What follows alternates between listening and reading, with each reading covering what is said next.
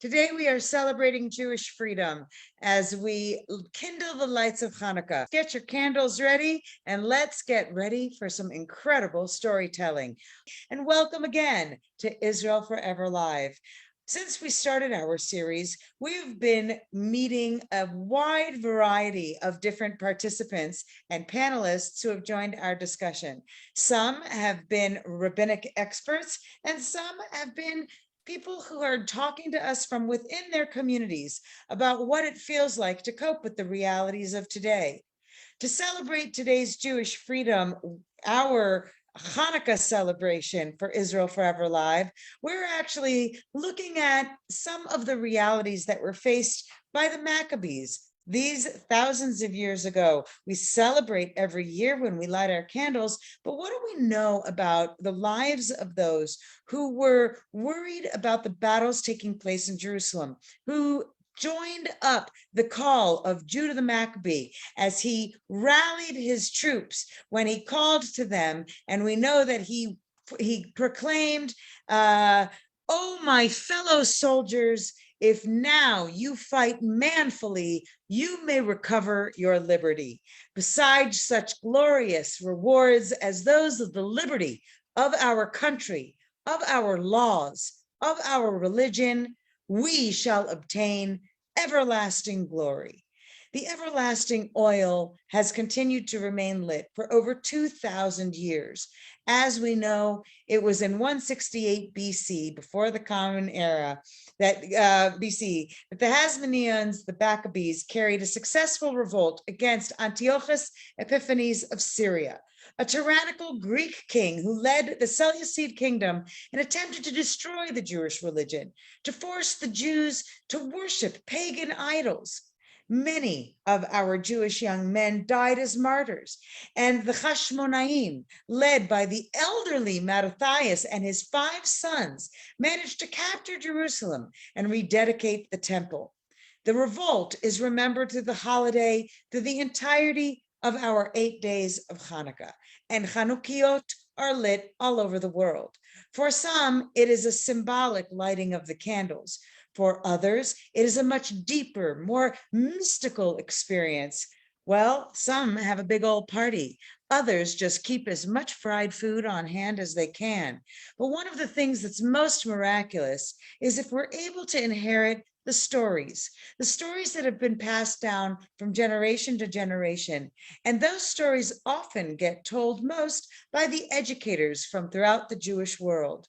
There are educators in Jewish schools, and there are, of course, educators who are actively teaching about the land in the land. So for tonight's unique Israel Forever Live, we're going to hear from a few of our local experts. We have 2 special guests joining us, Arnie Draymond and Avi Abrams, and hopefully you can be a part of the conversation by sharing your comments, your thoughts, your stories, and let's open up our discussion to hear some of the great stories about what it means, Jewish freedom, and to be a free Jew, not only in our homeland, but in the world. So let's open up our discussion tonight. Arnie, Avi, thank you so much for joining us. Thank you very much. Sure, thank you. Wonderful. This is quite exciting. So first of all, this is your first entree with Israel Forever, so we're really happy to welcome you.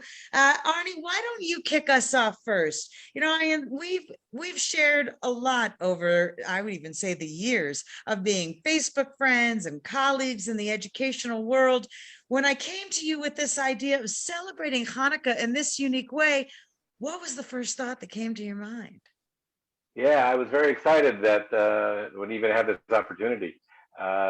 Most of the professional work that I do is in the nonprofit field, and the stories of just people gaining their freedom in any way imaginable is just it's incredible to see, and the miracle that we see in these nonprofits that happens day in and day out. It's amazing that you have people out there who are willing to dedicate, I love the word dedicate their lives into this field, making these things happen. Because freedom is something that especially we as Jews can't really take for granted, certainly not today when we see a rise of hatred coming from every every region of the world and every side of the spectrum. So it's a really big challenge, I think, for a lot of people who are, okay, I'm going to light my Hanukkah candles, but how far can that light shine? Avi, you come to us from a little bit of a different background. You're new as a tour guide. Is that what I understand? You've just been a few years in the industry. Is that right? Well, I was a tour guide for 5 years, and I built up a tourism business, taking families and groups all over the country. So I wouldn't say new, but I've been doing it for now 5 years. It's a tough thing. And why do I say new? I mean, we know some veteran educators and tour guides. Arnie, you've been in the industry, you told me, for over 30 years. Is that right? Should I Yeah, keep that a secret? Well, I could sure, say that as sure. a fellow educator, sometimes it's not only the years that we've been involved, but the passion with which we teach. And we know that Hanukkah is always a very popular time for families to come and to celebrate in the land. So we're going to kick off with our first story. Arnie, why don't you share with us a story that you've always loved to be able to relate that talks about the miracle, the light, and everything that we as Am Yisrael can do to keep it shining? Thank you. So instead of, with your permission, instead of a story that I've always liked, I'm going to go with something that just happened a couple days ago. On the 30th of November, in Israel, we had an official national holiday celebration marking the occasion when the Jews who were in the Arab lands, Arab countries, prior to the creation of the state of Israel in 1948, were deported, were kicked out of those lands and had nowhere to go. And Israel was just beginning its fight. The reason the 30th of November was chosen is because on the 29th of November, Kaftet bin November in Hebrew, we call it, the declaration was proclaimed that the land should be divided between the Jews and the Arabs, and Israel was going to start some process to become a state. Unfortunately, the Arabs at that time rejected the proclamation, and the war began, the War of Independence, and up through to the Declaration of Independence was in May of 1948. But at that time, the Jews from the Arab lands were beginning to understand that they were not in good shape. So 850,000 Jews were deported to lands elsewhere around the world. And there was a memorial ceremony, and it was really it wasn't a sad occasion. There were families there whose parents and grandparents remember what happened, and they really celebrated the life, the rededication. They could be here in Israel today, the joy and spirit that they had experienced of just being able to live free in the land today.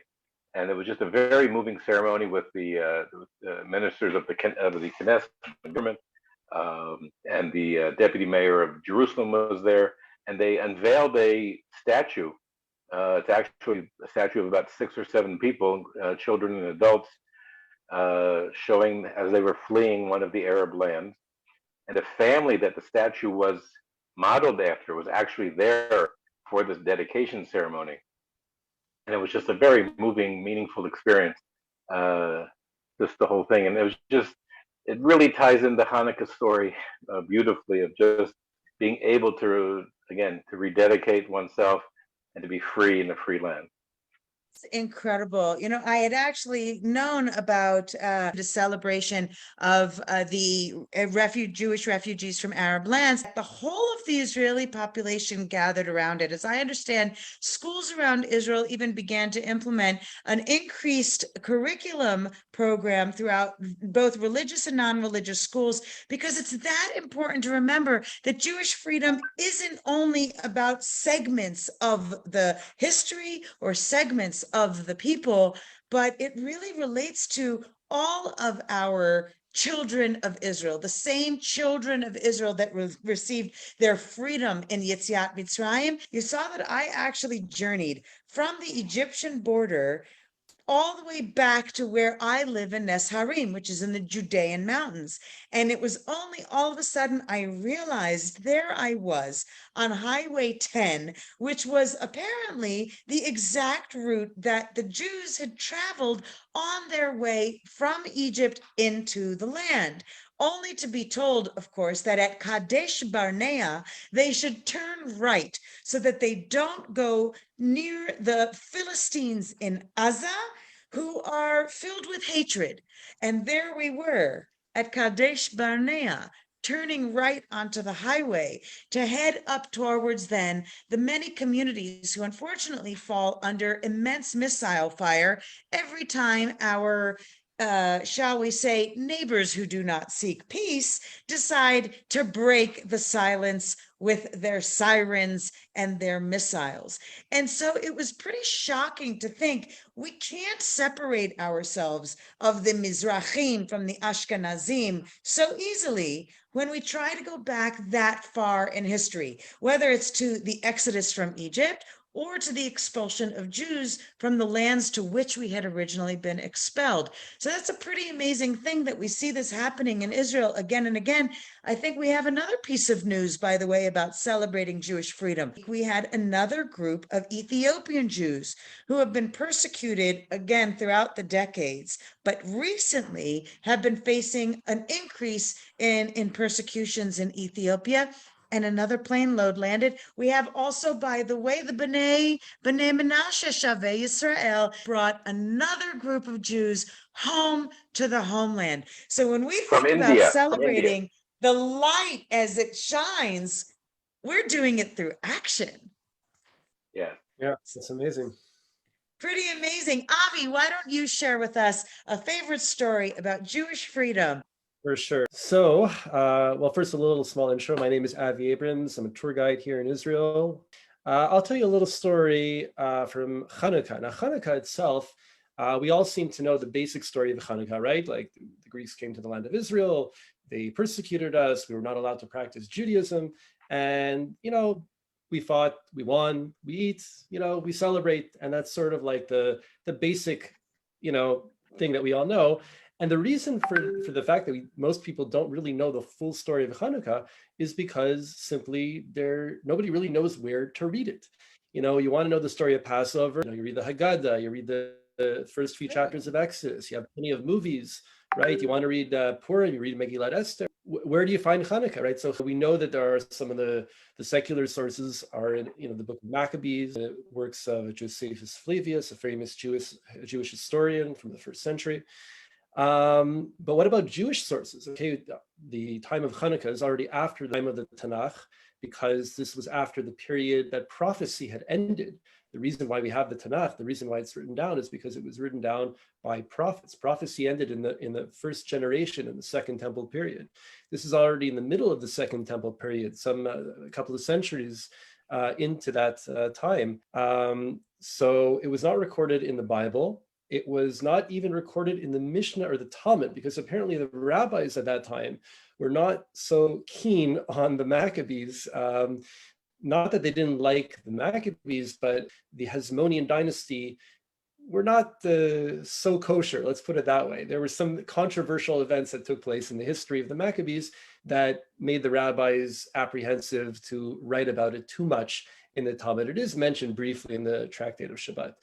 But we do actually find there is a Jewish source for the story of Hanukkah, and it's actually called Megillat Antiochus. And there are some Jewish communities that do actually read Megillat Antiochus in the synagogue every year, but most communities do not, and most people don't even know about it. So I'm going to tell a story from Megillat Antiochus, which is really the primary Jewish rabbinic source for the story of Hanukkah, which does differ. It's a little bit varied from the standard story in the book of Maccabees. There are many variations. Mostly we know about the five sons of Matisyahu, not Matisyahu, the famous Hasidic singer, right? The original Matisyahu. Of course, he was a priest living in the area of Modiin, and the story, as we're usually used to hearing, is that Matisyahu was living in Modiin with his five sons. He also had daughters, by the way. And they had an event. The Greeks came into the town.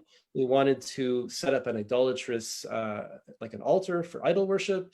And we know that the Jews didn't know what to do, because, you listen to them, you're going to, violate the Torah. And, if you don't listen to them, maybe they'll kill you, so it's not really kind of stuck between a rock and a hard place. And then, one Hellenized Jew who had adopted the Greek culture, the Greek mentality, decided, hey, I'll go and I'll do it.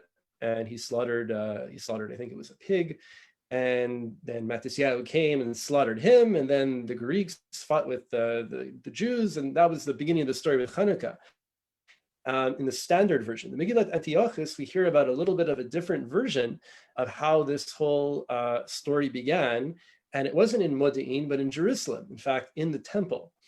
And the story goes like this. Antiochus was coming back from a failed military campaign in Egypt. He was fighting over there, and political pressure from the Romans forced him to pull out.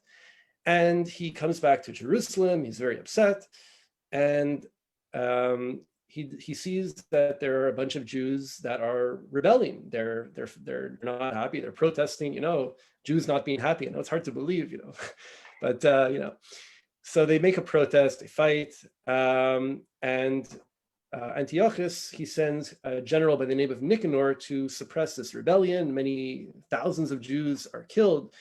It's a horrible event. But to make matters even worse, to put the cherry on the top, as we say, he went to the temple, into the temple courtyard, and erected an altar of pagan worship, and he offered a pig on the altar. And so Yochanan heard about this. This is one of Matisyahu's 5 sons, Yochanan, the third son, I believe, of Matisyahu, named after his grandfather. If you remember from the prayer book, from the prayers, we say Matityahu ben Yochanan. So he also had a son who he named after his father, right? Yochanan. And Yochanan, he was very upset when he heard this whole situation that was happening in Jerusalem. And he decided to go directly to the temple to have a meeting with Nicanor. In those days, you can just go and sort of request to meet with the governor or meet with the general. And he did just that. But what he did was he hid a thin, long sword into his clothing, and he concealed it. And he went to approach Nicanor. He wanted to speak with the big boss. He goes over there. He says, "Listen, I want to talk to you." He says, "Oh, you must have been one of those Jews who rebelled against the king, aren't you?" He says, "Well, yeah, that's me. It's true, I was one of those rebels, but I regret my actions, and now I'm ready to do whatever you command me." So Nicanor is very happy to hear that. He says, "Oh, you're going to do anything I want? Sure, anything, no problem." "Anything?" "Yes, anything, sure." "All right, well, why don't you take that pig over there and slaughter it on the altar?" So Yochanan says, "I don't really mind to do that. The only thing is a lot of crazy Jews around here that will kill me if I do just that. So if you don't mind, do you think you can just ask everyone to leave? And then I'll be very happy to slaughter that pig on the altar." So Nicanor is very happy. He said, "Well, yeah, sure, no problem." He asked everyone to leave. "Okay, guards, Jews, everyone get out of here. I want to see this Jew slaughter a pig." He goes up, so everyone leaves. Yochanan says a little prayer, and he takes out that dagger and stabs Nicanor right in the heart. And then, of course, the Jews get excited, and the Greeks start freaking out, and they start a battle. And that is, according to Megillat Antiochus, what kicked off the story of Hanukkah. So just wanted to share that alternative beginning to the story that I like to tell. Yeah. It's an important beginning, because one of the things, wow, you actually touched on something that I didn't even plan on touching on today, but we forget that back then there were not a wealth of weaponry that the Jews had access to. So they had to constantly be making these mediocre, rudimentary kind of tools through which to fight. So to know that not only is this like a different way of how the war starts, how the revolt against the leadership starts, but also with what tools did they were they able to feel strong? Were they able to actually enact defense? I can only say also, when I think of the other fights for Jewish freedom, you think of the Warsaw Ghetto Uprising, where and other uprisings during the Holocaust where they had almost no ammunition, or you think of other times, even Soviet Jewry who was fighting for their freedom, and this wasn't a question of what kind of I mean, military utensils through which to use. It's shocking, and yet we still survive, and we still fight, sometimes with the rudimentary tools. Doesn't always have to be the biggest sword, but rather maybe the biggest passion behind whatever size that sword might be. It could be. Avi, that's a great story. Arnie, I can see you're itching to say something. Come on. What do you have to add? it's great. No, it's absolutely a good point about whether you need the most professional equipment in order to win a war or not. And big heart carries you a lot further sometimes. And the Jewish people have survived not just for 2,000 years, but for thousands and thousands of years beyond, because of our desire to live. Right. And it's been very important that regardless of how we're forced to fight or put ourselves in situations where we have to fight our way out again, that Right. we insist that somehow our heart takes us through, that we know that we have to survive. And it's the modern day Israel story that we today have to make sure that Israel stays on the map. They talk about the threat of nuclear war from our farther neighbors, right, to the east, and our nearest neighbors, and missiles and rockets, and God knows what they have on the northern border. Um, it, we know that we don't have a choice. We're not here. We're gone. That's it. There's no other place in the world for us. It was another example of Jewish freedom that I highlighted in our kind of pre-event promos. I was with my kids driving through the landscape and seeing these absolutely beautifully painted bomb shelters next to the bus stations. Yes. And you think, my God, is this a sign of Jewish victimization? No, this is another sign of Jewish freedom and our ability to say, okay, here are the circumstances. How do we face them? And how do we overcome them? How do we keep our fight for freedom going? And I think that we have to remember that it isn't only about the light of 2000 years ago, but what are the lights that we're seeing even shining continuously today? I think that's a really important lesson, that sometimes when we're just lighting the candles and giving out our presents, we kind of forget. We forget to pass those stories on to our next generation. We're here to keep you engaged in conversation. Arnie, go ahead. Yeah, if I can just, the talking about light from today and the military, etc., and how we turn bus stops into places of, I'm sorry, not bus stops, bomb shelters into bus stops that are, that are beautifully Beautiful. decorated, beautiful all throughout. If you travel through State Road and many other towns, it's amazing. But one of the nonprofits that I support works with soldiers who come from IDF soldiers who come from some of the worst socioeconomic backgrounds, worst family histories. When they finish their 3 years of obligatory service, they really can't go home. They really don't have a home to go back to. They just come from broken families and broken homes and broken neighborhoods. And if they go back, they're just going to wind up on the street in crime and drugs, etc. And one of the nonprofits that I wholeheartedly support, it's called Amit Laderech, a friend alongside.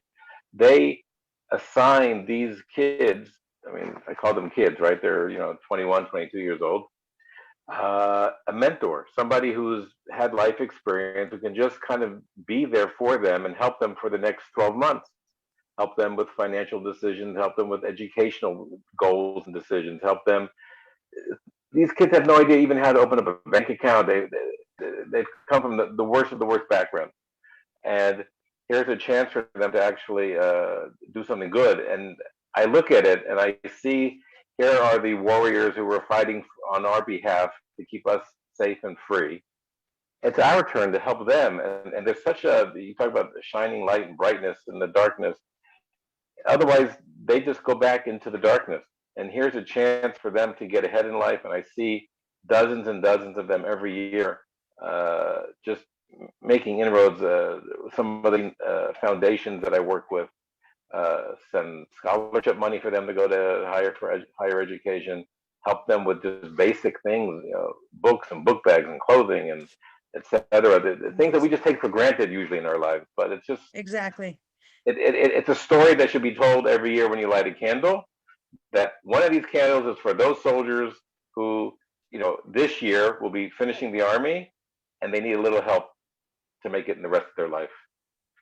That's incredible. We do a lot of work also with different organizations that are supporting lone soldiers. Our Lone Soldier Project, both the lone soldiers who come from overseas and the lone soldiers who are Israelis who, for whatever reason, are considered lone soldiers, many of them being from the ultra-Orthodox community or from underprivileged families and other reasons why they might be disowned.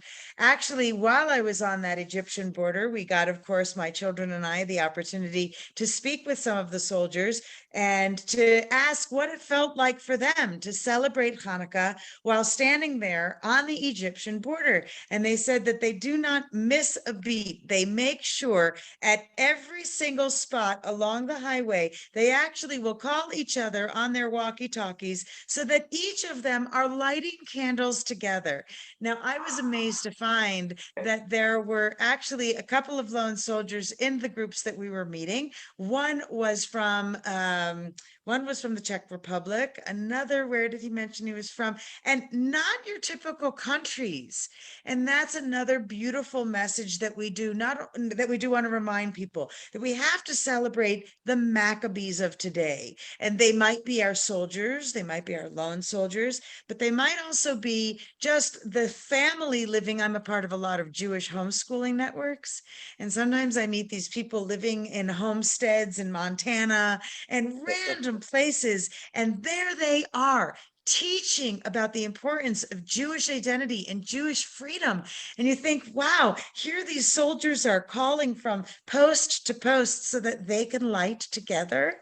And maybe that's one of the beautiful things that we even give people an opportunity to do in a virtual world, that we can say, maybe you've lit the candles already once tonight, but you know what? Call up a friend. You could light together, because it's how we carry the light and it's how we spread it forward. So it's a really great thing to not only think about our soldiers, but also those who are alone and who really benefit the most from that kind of support and community feeling. And they are anxious to get back here. And that's why we at Israel Forever keep doing what we do, trying to bring Israel back to them so that they can feel a taste of Israel in their lives. And by the way, guys, don't forget to check out our Taste of Israel Hanukkah recipes. My own specialties are the gluten-free ones that you can make from in the comforts of your kitchen with all your generations coming together, because it's not just about frying in the oil, it's about the celebration of the light. So Avi, let's hear from you again.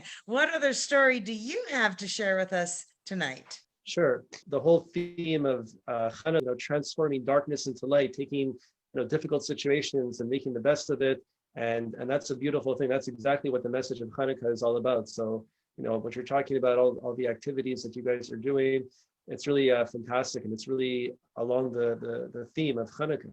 Another heroic story that I want to think about.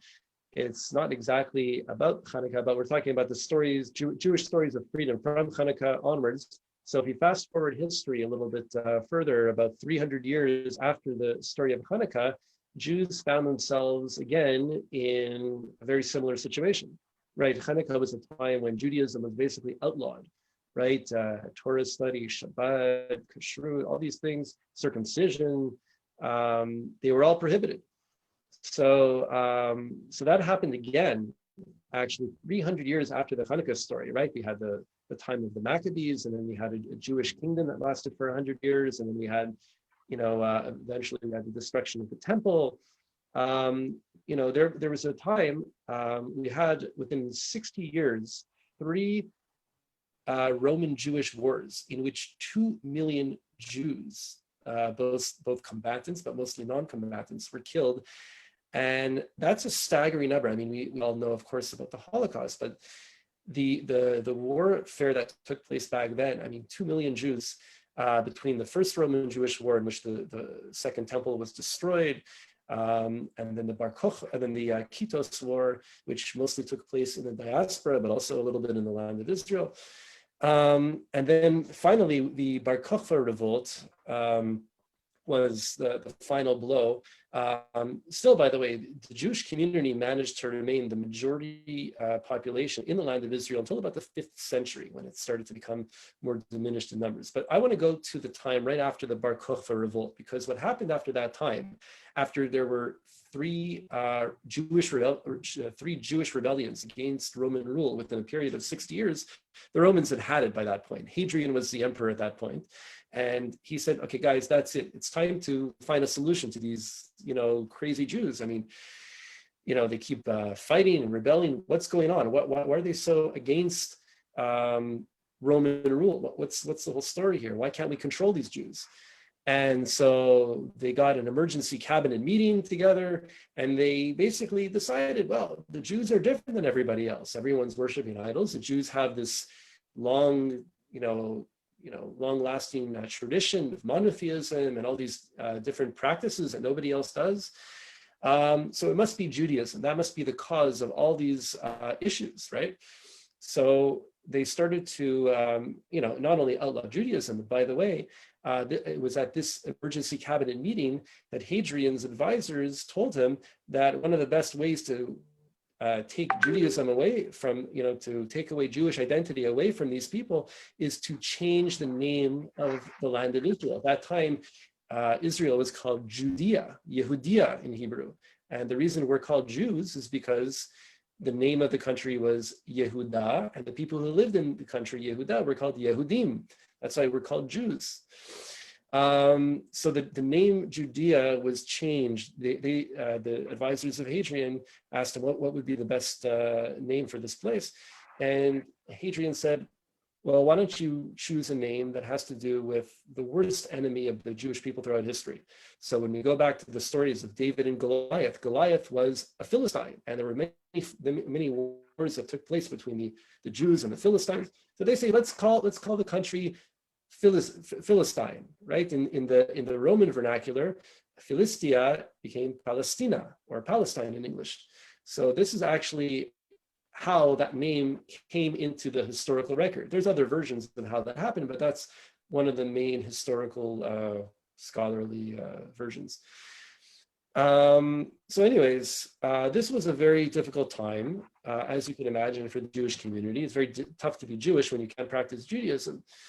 And one of the things that the Romans wanted to do to ensure that that Judaism would not be practiced is to end the practice of smicha. Smicha was basically, today we know it as rabbinical ordination, but it was much more than that. From the time of Moses, right? Moses, he appointed Joshua through this process of smicha, which is, you can see in some of the movies, you'll see Moses putting his hands on Joshua and giving him over this the mantle of leadership, but it's much more than that. Smicha was actually passing down the entire Torah, the written Torah, of course, and the oral Torah, all the oral traditions and all the secrets and mysteries of the Torah and the Kabbalah and all the deepest things that came from Moses, which came from God, and passing down the generations from Moses to Joshua, to the elders, to all the judges and prophets, all the way down to the rabbis who lived at this time in the 2nd century. And the idea was to basically just, end the chain of smicha, end the chain of rabbinical ordination. Nobody will be able to teach Judaism, and Judaism will just die out. And that's the reason why at that time, the Jewish leaders decided to write down the oral Torah. The oral traditions of the Jewish people were passed down orally from father to son or from teacher to student until that time when they decided to write it down in the form of what became the Mishnah and the Talmud later on. But this is the generation that I'm talking about. We're talking about the middle of the 2nd century, and I have to give a little bit of context and historical background, but I'll get into the story now. This is a story about the 5 students of Rabbi Akiva. Okay, you may be familiar with them: Rabbi Meir, Rabbi Yossi, Rabbi Yehuda Bar Ilai, and a couple of others. They were the students of Rabbi Akiva, and they were supposed to be the next generation. I mean, at this time, I mentioned that there were hundreds of thousands, or in fact 2 million Jews that were killed, including, of course, many thousands of rabbis. And so there was a fear that there would be nobody left to give over the Jewish tradition to the next generation. These were the 5 students, the 5 scholars that were supposed to get that rabbinical ordination from Rabbi Akiva. Problem was, Rabbi Akiva himself was killed by the Romans, and now there was almost no hope left. There was one man, one very famous rabbi, who actually had the power and the ability to give over that smicha, and that was Yehuda Bar Bava. And he was the only one, and he had to connect with those 5 students. And the problem is, the Romans not only outlawed the practice of smicha, and not only said whoever performed this would be killed, but any city in which this took place would be razed to the ground. They were actually threatening to destroy an entire population of a city. So they had to go and do this in a very secretive way, outside of the cities, in the farmlands, in the mountains, but even far from any populated area. And they wanted to make sure that nobody would be punished on their account. They ended up in a place between Shfaram and Usha, in a remote mountain pass, which is in the lower Galilee, kind of like in the area near Haifa. And over there, they did this smicha. Now, again, remember, this is not just putting hands on top of their heads and getting your certificate. This is conveying the entire traditions of the Torah from the time of Moses until that period. And that was, and they had to do it 5 times, 5 students, right?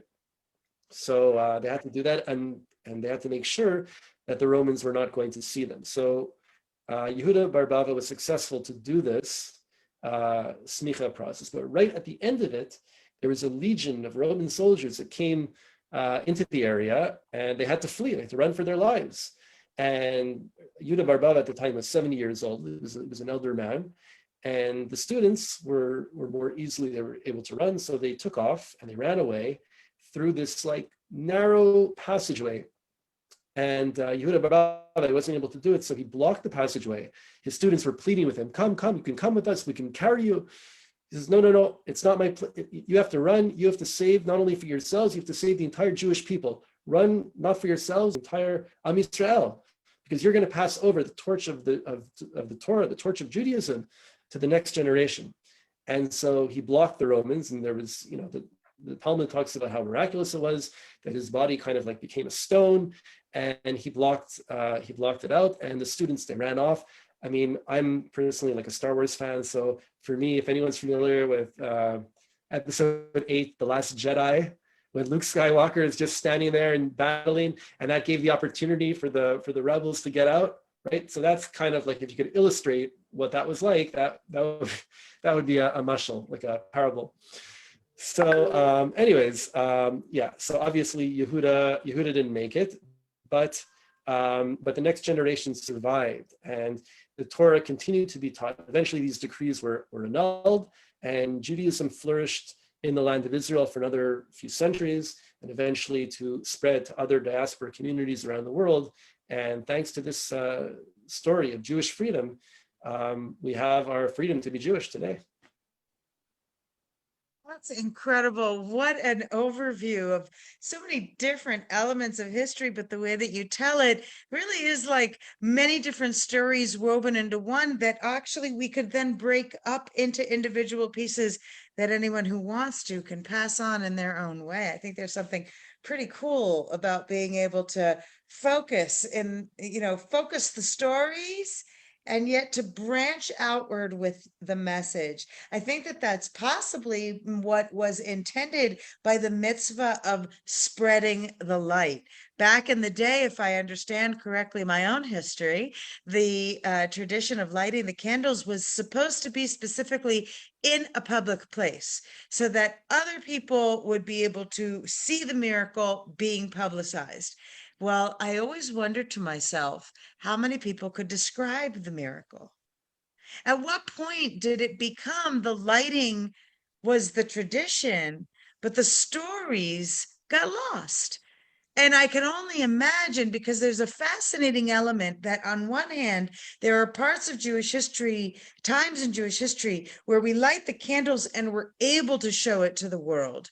But then there are times in Jewish history where we have actually no choice but to keep that light hidden, to light within a dark space so that we can protect our freedom. We can stay safe under difficult times. We know this from the Spanish Inquisition. We know this even during various periods, not only the Holocaust, which of course is emblematic for many people because we do have so many incredible stories of the efforts made to light Hanukkah candles through all of the years of the Shoah in every different circumstance, from the ghettos to the Jews in hiding, even in the extermination camps, they actually were lighting candles. But when we go back throughout history, there's 2,000 years between the destruction and the actual Shoah taking place, and how much of the stories were told along with the sharing of the light. And maybe we can't only look at our current generation of, shall we say, increasingly assimilated Jews who maybe don't know the stories to tell, and yet they still light the lights. Maybe it reminds us of the story of the Baal Shem Tov, right? And he goes to the forest and he tells this, he knows the words and he knows the tune and he knows where to go. But then as the generations pass, we don't know the exact spot. We don't know the exact words. We don't know the exact tune, but we have the intention. So what we can only hope is that the more that people are sharing or learning about first, and then sharing little stories, maybe then in another 1,000 years, when they are still lighting the Hanukkah candles, there will be a richness of Jewish tales of freedom, of struggle, of courage, of pride that will continue to be told. We can only hope, right? We've lasted this long. Yeah. Sure. What would be your message then for the people who, and there are many all over the world, who maybe light the candles, but they lack the stories? What would be your message? Arnie, we'll start with you. What would be your message to them? How could they awaken their own connection to the miracle beyond just fried food and lighting candles? Not that there's anything wrong with fried food. Nothing at all. So Okay. unhealthy. Just So want to be unhealthy. clear. I have baked Okay. sufganiot that are a celebration of olive oil, much more than fried foods. But yes, Okay. beyond the That's fine. deliciousness of them. Okay, good. First of all, Avi mentioned something earlier about how we read the story of Passover at the Haggadah, at the Seder table that night. We read the story of Purim from the Megillat Esther. In Hanukkah, we have a few of these sources, but they're not very well known, and certainly you don't see them hanging around on your bookshelves in too many places. So perhaps one thing that we should be able to do is compile some sort of Haggadah for Hanukkah, some sort of like Tu B'Shvat has come back with the Festival of the Trees, where they've had some kind of Seder Tu B'Shvat, where we do a whole theory, and it's based on sources that go back hundreds of years. It's not brand new, but it's being reinvented, rededicated, and we should do that for Hanukkah. That we should have a source book of some sort that every family Next should get. Israel Forever project. There we go. There you go. Let's write it up. It's easy. There's all kinds of great stories and tales, and we can even include a few facts. You know. But I'm going to challenge you, Arnie. I'm going to challenge you on something. Okay, I'm going to Sure, challenge you. please. What about the people who light Hanukkah candles, but they don't believe in the rights of Jews to pray on Har HaBayit? Or they don't believe in the rights of Jews to live in Judea? How can we help people navigate some of their political leanings with this long history of tradition and heritage and pride? How can we help them? It's a great question. We have, in the general world, we've seen so many cases of what is called intersectionality, where you have different things happening that have come to an intersection where they're not really connected in any other way. And so you wonder how certain population groups all of a sudden are protesting Israel, and what they're really protesting perhaps are Jews and it's anti-Semitism, and you read about it in the newspapers all around. So even within Judaism, right, we have Jews who are pro X, Y, and Z, and there are Jews who are anti X, Y, and Z. Right. Those items shouldn't intersect with the other pieces of what's going on, so that there are common causes, there are enough commonalities that we should be able to celebrate together. We should be able to light Hanukkah candles. We should be able to celebrate the fact that we are here today, that we can light Hanukkah candles. We don't have to worry about whether you think it's important to pray on the Temple Mount or not. And if you're pro or against, and maybe it's just a question of circumstances that somebody who's against praying on the Temple Mount is against it only because of the current very sensitive political situation that is there. That perhaps if circumstances were different, let's go back before the year 600, before Muhammad and Muslims came in, the religion, Islam came into the world. Perhaps if we were living at that time, then praying on the Temple Mount wasn't an issue. Of course it was okay, right? It was an area that we would want to be part of. So That's right. it's because these people are, you have to look at the good side, right? They're being very sensitive to the needs of others. So we may not agree, right? Because we We think may not agree. And don't forget, Arnie, there are some people who will also go so far as to question what is the Hellenized Jew of today? yeah, Is the Jew who is the if not now J Street anti-Israel streamer, the person who will say, I'll never understand it. They say, what do they say? Instead of Shema Yisrael, Hashem Elokeinu, I'm really not sure what they say. Shema Palestine. something. I'm not really quite sure how people navigate this very sensitive issue. And I'm not belittling, because as those of you who know us at Israel Forever, we do everything possible not to address the political divide by exacerbating the divide, but rather by saying, leave your politics to the side and let's talk about these issues in a way that can help bring us together. So with what is the Hellenized Jew today is a question of contention. It's a question of, well, wait a second, would I really stand as a Maccabee? So, Avi, what do you think? I oh, want Avi to jump in here because, we're seeing people who are coming off of university campuses. They don't know what to think. They're starting families. They've got young children. Where does their personal politics balance with their desire to celebrate Jewish tradition? Well, it's a very good question. I mean, coming from my perspective, I feel that the political opinions that many people have, whatever it is, left, right, center, a lot of people are missing the basic information, the basic notions that come through understanding our history and where we come from and how we got here. And, I mean, if we're talking about, just the question of how are we Jewish? What makes us Jewish? What is it to be a Jew? A lot of people come with these preconceived notions from all different perspectives. And I just find that many people, we need to take a step back and sort of understand who we are and where we come from and how we got to this point.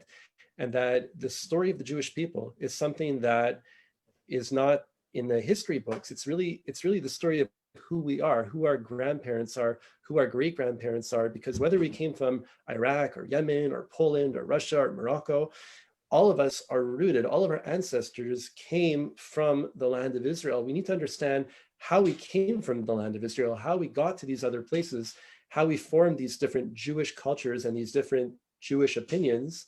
Okay, and once we understand how we got there and how we came back, we need to understand the context of the discussions and to understand the background and to understand who we really are, we could even proceed to have an opinion, because very often we have an opinion before we even really know the full picture, you know? We have an opinion that's based on a very biased presentation of facts. Now, if we look at how some people are, they feel that they were disillusioned by the education that they received in their Jewish academic or education setting, and they say, I was lied to, or they didn't tell me the full truth.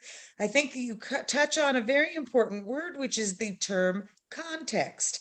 So, for example, when we look at the story of the Maccabees, there were, as you mentioned before, no arms that were available. And so for a battle to be won, they actually had to somehow get the swords and the armor and other tools of the enemy. So how do you do that? You use what we would call today guerrilla warfare, ambushes, taking out the patrols, grabbing them. Again, I've done my historical research, but most people don't take the time.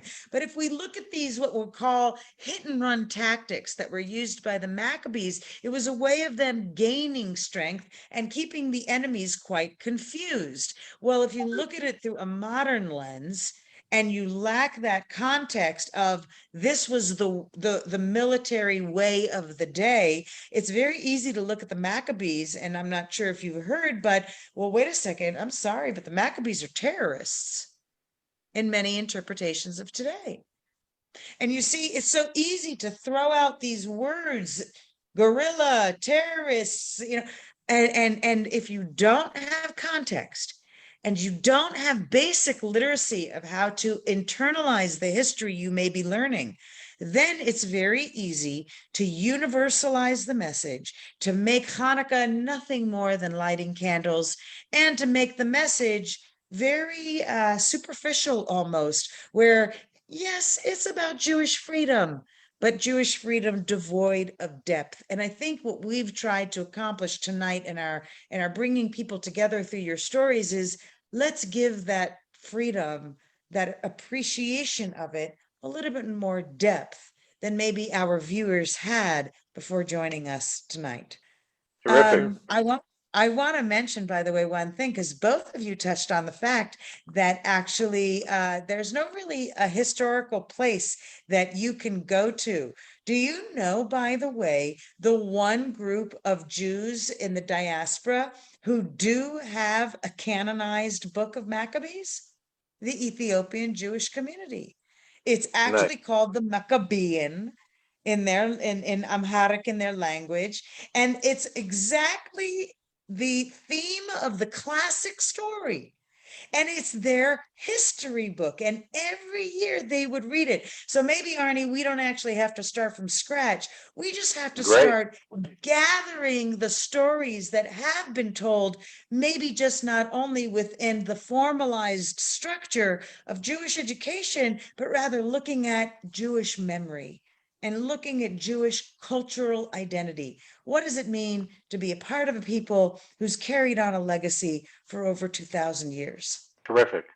So I have this great book, this set of books that I actually got. My grandmother left in 1947. She left to move to the United States, but I got as a gift these amazing books, Agadot Eretz Yisrael. And I was given them, and I remember when I was given them, I couldn't even read like a sentence in Hebrew. But as I broke my teeth trying, I came across some incredible stories that are never told. And so my hope tonight was to bring in a few new voices who could share a few stories. And every person who's watching, maybe there's a story that you want to share with us. So we invite you to always be a part of our global Jewish community of virtual citizens of Israel and celebrate your pride, celebrate your Jewish freedom. Share with us your stories, not only of Eretz Yisrael, but of Jewish pride that you've been carrying. So we'll give our guest speakers here a last minute to say some final words, if you'd like, before we say goodbye. Gentlemen, can I offer you the stage one last time? Peace, lighting candles in the darkness. I think it's great. I think the theme of Hanukkah, look, on the one hand, we know that Hanukkah is a very minor holiday in the Jewish calendar compared to the big ones of Pesach or Passover, right, or Rosh Hashanah, and Yom Kippur. But on the other hand, Hanukkah is a very important date in the calendar. It's even just chronologically, right? Coming Yeah. after Rosh Hashanah, and Yom Kippur, and Sukkot, we have this lull of nothing happening, and before we get to the big holidays again, and here you have Hanukkah, that is actually a very beautiful holiday to celebrate. It's great for families. It's great for Jewish education. It's great for freedom. Great for there are people who use the candles each night or one particular night to do tzedakah work, to do giving in a particular way. There's so many ways and avenues to take from this that we should just be part of it and celebrate it and keep playing it up. Absolutely. Amen, amen. Avi, a last few words from you. Sure. Well, Hanukkah is one of my favorite holidays, and one of the messages that I get out of it is, first of all, Arnie, I definitely like that idea of lighting the candles in the dark, for the reason is that you see that the light takes away the darkness. What does that mean? Is that very often in our lives, very often in this idea of defining your Jewish identity or going out into the world and fighting pro-Israel, being active. Okay, very often we think that we need to fight darkness with darkness or fight fire with fire, like, throw a punch and throw another punch. But sometimes all you have to do is shine that light, and that light, the light itself, pushes away the darkness. When you become knowledgeable, when you learn, when you read, when you understand more. And today we're living in a generation where the knowledge is so readily available at our fingertips that we have an ability in this generation. In previous generations, they didn't have papers, they didn't have books. I mean, books were very, very hard to find. Now we have the internet, we have access to so much information. It's just about educating yourself and learn as much as you would like to about Judaism, about Jewish history, about who we are as a people. And just by being knowledgeable, just by sharing with other people, we don't have to fight darkness with darkness. All we have to do is be a candle and illuminate that light, and that light will push away the darkness. Amen, amen, Yeah, amen. that's my message. I'm going to end with a little bit of a story of my own from Vilna. When I was learning in Lithuania, teaching actually in Lithuania in the summer, they had done some construction over the area that was once the ghetto, and they had leveled down the buildings, and they see under the ground these little tiny, what were called in Lithuanian melinas, these little tiny rooms. And I had heard the stories from many survivors that I had interviewed about how they had dug these little rooms underneath with spoons so that young groups of children would be able to go underground and study Torah or sing songs, learn Hebrew, because all of those things were punishable by death. And it was in the darkness of these underground rooms that they would also light the Hanukkah candles. The miraculous thing was that summer I was there in Vilna, it was my second summer.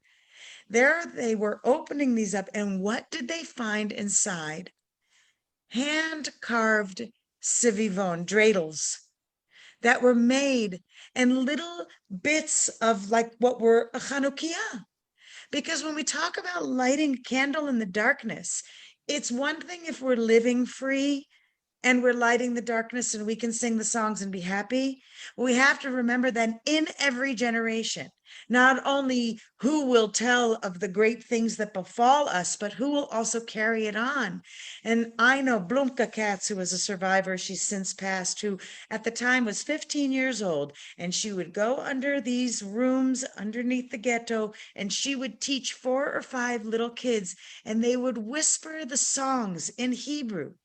And not only in Yiddish, which was, of course, known, but in Hebrew, because the language had thrived, the spirit had thrived, and the light continued to shine even from within the darkest of times. So now we live in a world where we have a beautiful state of Israel, a place where every Jew can come and feel free. We're seeing hate against our people rise everywhere. And now more than ever, we must all be the shining light. There's a song that every Israeli child learns in Hebrew. Banu choshech ligaresh. We have come to dispel the darkness. Every one of us are a little light. And that's what we must do. We must support each other, gather our lights together, shine them forth through the world, and remind them they will never defeat us. We have outlasted every enemy before, and we will continue to outlast. So I encourage you not only to light a candle every night, but maybe learn a new story every night. Learn a new fact about history every night. Do it every Shabbat as a part of our Shabbat Talks series, because it is up to every single one of you to make a difference so that next year and for every year, the light that we shine continues to cast its glow for generations to come. So thank you so much to Arnie, to Avi, and to all of our global community and everyone around the world.